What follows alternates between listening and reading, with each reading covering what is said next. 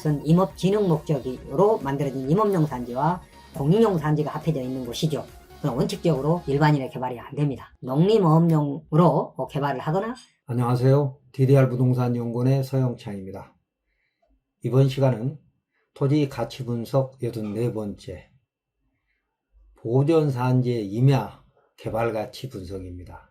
구독, 좋아요, 알림 설정 해주시고 이 설명에 대해서 또 그리고 다른 인허가에 대해서 더 공부하고 싶으시면 저희 네이버 DDR 카페에 가입하셔서 공부를 하시고 또 자격이 되시면 질문도 하실 수 있습니다.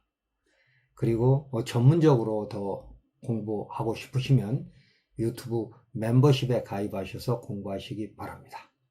질문은 강원도 깊은 산골에 임야 6,400여 평을 매입했는데 20여 년 전에 말입니다.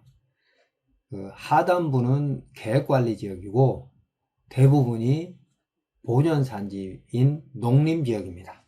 그리고 가까이까지 지자체가 포장해서 유지 관리해온 마을 안길 및 농로가 있는데 너비 3m 정도로 지자체가 포장해서, 그러니까 지목은 국어인데 그 국어가 말라서 마을길로 사용되고 있었던 것이죠. 그래서 최근 20년 사이에 항공사진을 봤더니 그 마른 길을 포장해서 지자체가 주민들에게 사용하라고, 또 그리고 그 길을 이용해서 허가가 3건 있었습니다. 그런데 그 허가가 끝나는 곳에서부터 개발하려고 하는, 또 개발 가치를 분석하려고 하는 땅까지 몇십 메다는 오솔길에 불과한 그런 길밖에 없는 것이죠. 그래서 이런 길을 이용해서 개발 가치를 어떻게 찾을 수 있을 것인가에 대한 설명입니다. 자, 도면을 보시면 농림지역의 보존산지 중 임업용 산지라고 해서 이 왼쪽에 그 보존산지가 지금 보이시죠? 이 보존산지를 위성사진으로 보면 오른쪽에 있는 이 보존산지인 겁니다. 그런데 이 주변이 전부 보존산지이고 그 사이로 마을길 및 농로가 지금 보이죠.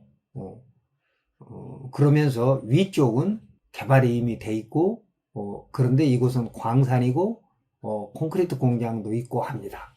그래서 향은 이제 북향이고 그리고 소하청 구역이 지나가고 있으며 주변에 낮은 곳은 조금 파란색은 이제 준보존산지이고 조금 녹색에 가까운 것은 보존산지인데, 보존산지라는 것은 임업 진흥 목적으로 만들어진 임업용 산지와 공인용 산지가 합해져 있는 곳이죠.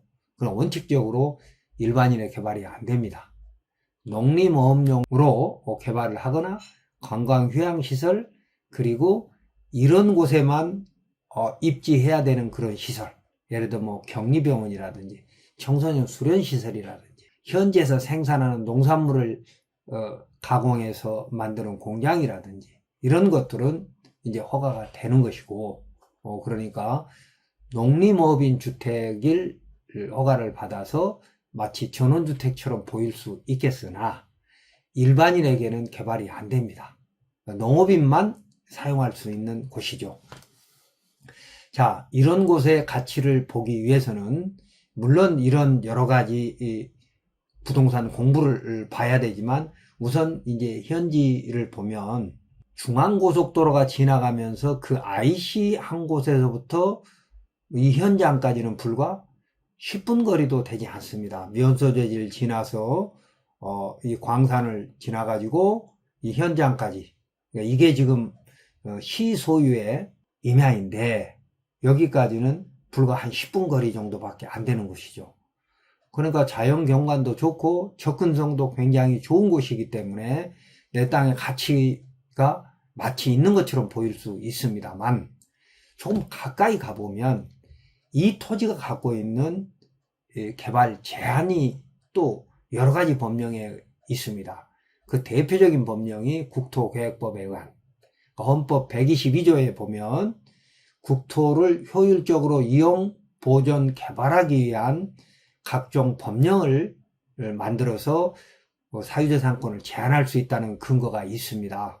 그것에 근거한 국토기본법과 국토계획법에 의한 도시관리계획에 의해서 여기는 농림지역입니다. 그래서 앞서 설명드린 대로 농림지역은 원칙적으로 일반 개발이 안 되고, 또 농림지역 중에서 보존산지인 경우에는 그 행위 제한이, 즉 허용되는 건축물이나 시설물의 종류가 국토계획법과 지자체 조례에 규정되어 있지 않고 산지관리법에 정한다라고 되어 있습니다. 그렇기 때문에 산지관리법을 보면, 산지관리법은 이제 공익시설이나 관광휴양시설, 농림어업용시설 등만 제한적으로 허용되고 원칙적으로 개발을 제한하고 있는 곳이라는 것입니다.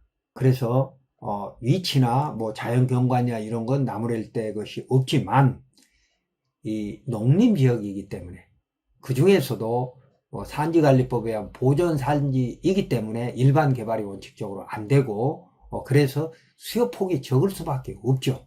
그러나 주변에는 굉장히 많은 보존산지들이 있기 때문에 이런 곳에서 어떤 관광휴양시설이라든지 농림어업용 시설들을 설치해서 뭔가 수익사업을 해보려고 하는 사람들의 입장에서는 주변에 공급되는 면적이 워낙 많다 보니까 가치를 높게 평가해주지 않으려고 하고, 또 농업인들은 비농업인과 달리 이런 곳에도 허가가 되기 때문에 실수요자 폭이 굉장히 좁다는 것을 우리는 먼저 인정하고 이제 법령을 봐야 할 것입니다. 자, 그러면 이게 이제 시가 소유한 산 130번지인데 약 76,000 제곱미터, 그러니까 23,000평쯤 되는 것이죠. 그래서 아랫부분은 계획관리지역이고 윗부분은 대부분은 농림지역이면서 성장관리계획구역입니다. 그리고 다른 법령에 의해서 가축분뇨법에 의한 가축사육 제한구역은 이제 별도로 우리가 공부를 할 필요가 있는데, 가축사육을 하지 않는다면 굳이 볼 필요가 없고요. 산지관리법과 또 기타 관련된 여기에 적지 않은 법령들이 있을 수 있으나 이런 것들은 전문가인 토목사무실과 협의하면 될 것입니다. 그래서 그 각 지역 지구 등에서 행위제한 내용은 여기에 토지음 사이트에서 각 조문들까지 전부 설명을 해 두었기 때문에 이걸 하나씩 클릭하면서 궁금한 점을 공부하시면 될 것이고, 다만 말씀드린 대로 농림지역 중 보존산지는 국토계획법을 적용하지 않기 때문에 국토계획법 시행령과 지자체 조례를 볼 필요는 없고요. 보존산지 행위제한만, 산지관리법의 행위제한과 임업용산지 행위제한만 보면 되는데, 대표적인 게 산지관리법 12조와 시행령 12조의 행위제한들이 있습니다. 그래서 이런 행위제한을 볼 필요가 있고요. 또 대형 개발을 할 때는 성장관리계획구역이라는 게 있는데, 성장관리계획구역은 한마디로 말씀드리면 기반시설인 도로를 넉넉히 좀 확보하자라는 취지로 만들어진 성장관리계획구역입니다. 그래서 행위제한에 관한 법령들을 우리가 살펴본다면 먼저 국토계획법 76조를 봐야 되는데, 여기에는 건축물의 건축 제한이 있습니다. 그러니까 내 토지는 도시관리계획에 의해서 농림지역인데, 농림지역에서 허용되는 건축물 또는 시설물의 종류, 그러니까 내가 내 땅에다 어떤 건축물을 지을 수 있느냐라고 하는 그 건축물의 용도는 시행령과 지자체 조례로 정할 수 있다고 되어 있는데, 말씀드린 것처럼요, 5항 3호에 보면 이렇게 규정되어 있습니다. 농림지역 중 보존산지인 경우는 산지관리법이 정하는 바에 따른다. 그러니까 어떤 건물을 지을 수 있느냐 없느냐는 산지관리법을 봐라, 따른다, 그런 취지죠. 자, 그래서 이제 산지관리법을 보면 산지관리법 12조에 보면 보존산지의 행위제한 그래가지고 임업용 산지는 다음 각호 어느 하나에 해당하는 경우를 제외하고는 사용할 수 없다 그랬습니다. 전용할 수 없다. 그 얘기는 보존산지 중 임업용 산지는 원칙적으로 개발을 할 수 없는 것이나 예외적으로 이러이러한 16가지에 해당하는 용도로는 허용하겠다. 물론 이 외에도 다른 허가 기준들이 있기 때문에 16가지가 모두 반드시 된다는 건 아닙니다. 허용될 용도이다 그 말인데, 이제 몇 가지를 살펴보면 네 번째에 있는 농림어업인 주택. 주택이죠, 이것도. 그런데 이 주택은 우리 일반 주택과 단독주택이라 하는 일반 주택과 달리 농림어업인 주택은 농림어업인에게만 허용되는데, 이때 농업인, 어업인, 임업인은 그냥 겸업농을 말하는 게 아니고 또 거기에 제한이 있습니다. 농업인 주택의 제한. 그러니까 내 소득의 2분의 1 이상이 농업소득이어야 되고 5년 동안 660제곱미터 200평만 허가될 수 있으며 전 세대원이 현지에 거주하는 것이 원칙입니다. 물론 법적으로 예외가 또 허용됩니다만, 그래서 일반 주택이 아니고 현지 거주에서 농림어업을 하고 있는 분들의 거주할 수 있는 공간, 주택만 허용하겠다는 겁니다. 그리고 이제 다섯 번째 보면 농림어업용 생산이용 가공시설. 현지에서 생산되는 농림어업용 생산물은 또 그 자리에 거기서 가공을 해야 되기 때문에 그런 공장이라든지 또 농어촌 휴양시설, 이런 것들은 자연 경관이나 조경이나 또 공기도 맑고 뭐 이런 것들이 다 좋기 때문에 도시인들이 휴양시설로 사용할 수 있지 않습니까? 그래서 휴양시설은 허용이 되는데 관광농어는 농업인한테만 허용이 되고 관광단지는 휴양단지 사업은 일반인도 허용은 되지만 또 여러 가지 규제가 또 있게 됩니다. 그리고 여러 가지 또 있을 수 있지만 11번째 보면 병원, 사회복지시설, 청소년 수련시설. 그러니까 이런 곳에 있어야 가장 적합한 효용을 낼 수 있는 그런 시설들. 그러니까 격리병원이라든지 격리사회복지시설이라든지. 원래 이런 것들도 도시지역에 있거나 도시 시내에 가까워야 좋지만 수익성도 있고 여러 가지 효과가 있지만 격리돼야 되는 시설들은 이런 곳에 있어야 되지 않습니까? 특히 이제 공기가 맑고 뭐 그런 것이기 때문에 말입니다. 그래서 이제 그런 것들은 여기 허가를 해줄 수 있고, 그 다음에 또 하나를 더 보면 13번째 지역사회 개발 및 산업 발전에 필요한 시설이라고 되어 있습니다. 이게 좀 어렵기도 하지만 산업단지라든지 아니면 이 지역 발전에 꼭 필요한 어떤 시설들이나 개발 사업에 대해서는 국가가 공익적으로 공공용으로 사용할 수 있는 부분들은 허용해 줄 수 있다라고 하는 것이죠. 그래서 이런 15가지 용도로 사용되는 그런 시설의 진입로는 건축법에 따른 건축물 도로는 또 허용해 주겠다. 15가지 지금 금방 봤던 이런 시설의 그 진입로는 허용해 주겠다라고 했는데, 이런 구체적인 또 내용은 산지관리법 시행령에 있습니다. 그래서 시행령도 12호에 보면 아까 4호에 보면 농업인 주택에 대한 기준이 여기 있고요.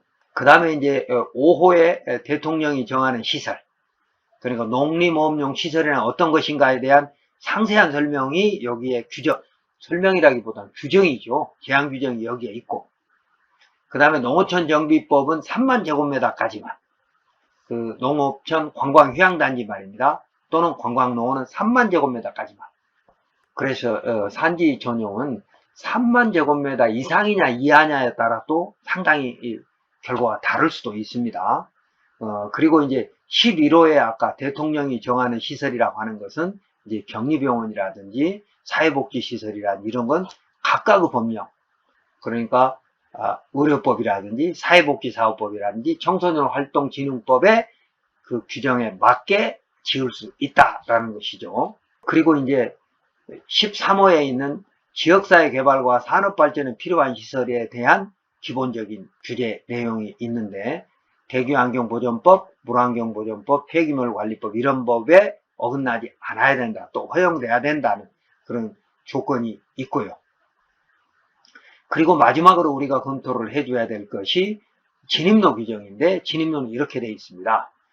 절토성토한 비탈면을 제외한 실제로 사용할 수 있는 도로 너비가 4m 이하로.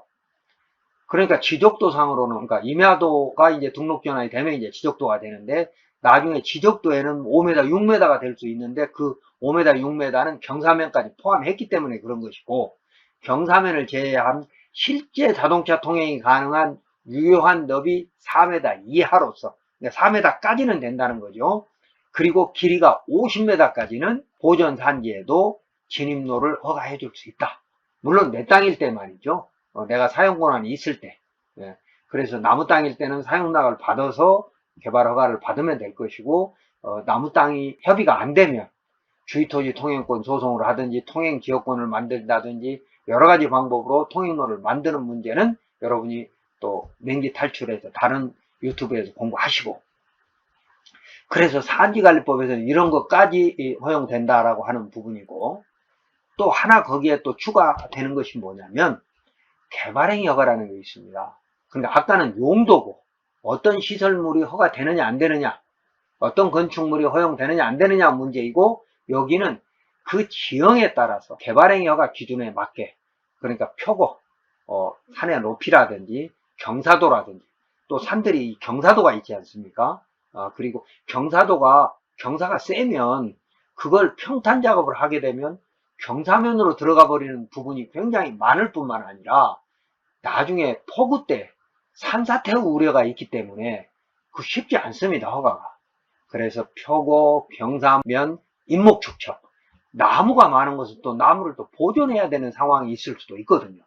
그래서 평균 인목의 150% 이상, 그 지자체 평균에 허가할 수 없다라고 하는 규정이 있거든요. 그런 규정이 어긋나게 허가받을 수 없기 때문에 그런 것들이 개발행위 허가에 규정되어 있는데, 이 개발행위 허가는 국토계획법 시행령 별표 1의2에 자세하게 규정이 되어 있고, 그것조차도 산지관리법으로 유임되어 있는 건 농업, 임업, 어업일 때만입니다. 56조 3항에 보면 임도 설치와 보존관리, 생산관리, 농림지역, 자연환경보전지역, 산림에서의 1조 2호, 이건 형질변경입니다. 그러니까 개발행위 허가 대상은 1. 건축물의 건축, 2. 형질변경이지 않습니까? 근데 형질변경 허가가 개발행위 허가에 들어있는데, 우리가 비도시지역의 토지 개발할 때는 대부분 2호인 형질변경이죠. 형질변경은, 모든 형질변경은 개발행위 허가를 받아야 되는 것이나 예외적으로 농업, 임업, 어업을 목적으로 하는 토지의 형질 변경은 산지관리법에 따른다 그랬습니다. 그러니까 용도를 농업, 임업, 어업을 목적으로 하는 시설인 경우에는 토지의 형질 변경은 산지관리법만 따를 수 있기 때문에, 여기서 목적으로 하는 이라고 하는 해석에 또 상당한 어려움이 있을 수 있기 때문에 개발 전문가인 토목측량설계사무실 또는 시군구청의 산지과와 협의를 할 필요가 있습니다. 그래서 다시 이제 정리를 해보면, 내 토지는 위치도 좋고, 고속도로 IC에서부터 아주 가깝고, 또 면소지에서부터 가깝고, 주변에 다 보존산지이기 때문에 자연환경도 좋고, 뭐 여러 가지가 좋을 수 있지만, 내 토지가 농림지역이라면, 또 그리고 농림지역 중에 보존산지라면 그 보존산지에서 허용되지 못하는 그런 시설물이나 건축물로는 사용할 수 없기 때문에, 이런 비도시 지역에서 임업진흥 목적으로 지정된 보존산지는 가치가 원칙적으로 크지 않고, 더군다나 수요보다 공급이 워낙 많기 때문에 황금성이 약할 수밖에 없습니다. 그래서 이런 걸 해결하려면 내가 농업인이 되거나 현지 농업인이 되거나 아니면 여기에만 개발될 수 있는 시설들, 그러니까 농촌 휴양시설이나 뭐 청소년 수련시설이나 이런 개발하는 사업자가 된다면 이런 것도 얼마든지 개발 가치를 찾을 수 있지만, 내가 매도를 하려고 했을 때는 상당히 공급이 많기 때문에 가치가 저평가될 수밖에 없다는 것입니다. 그리고 이제 허가 관련된 부분은 표고, 경사도, 인목축척, 기타, 뭐 진입로 확보, 이런 것들은 다른 시간에 또 공부도 해보거나, 아니면 여러분이 토목측량설계사무실의 도움을 받아서 내 토지의 가치 또는 인허가를 받을 수밖에 없다는 것입니다. 더 보다 전문적인 공부는 여러분이 멤버십에 가입하셔서 이런 사례들에 대한 전문적인 대법원 판례나 또 법령을 가지고 여러분에게 설명해 드리고 있으니 그걸 참조하시기 바랍니다.